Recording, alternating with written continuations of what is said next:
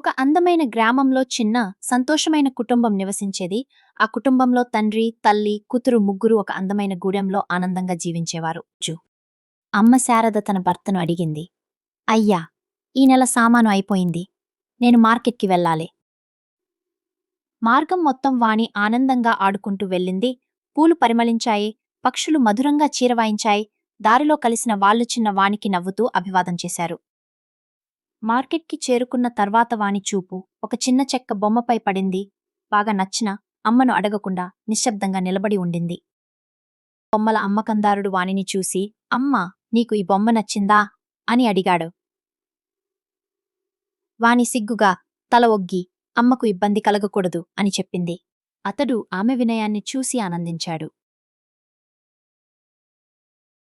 Dear వాణి బంగారం, ఇంకేమైనా కావాలా?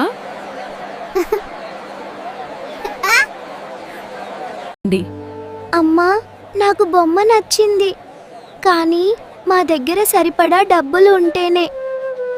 నా మనసు తాకింది. ఈ చిన్న అమ్మాయి చాలా మంచిది మరియు వినయంగా ఉంటుంది. దయచేసి ఈ బొమ్మను బహుమతిగా తీసుకోండి.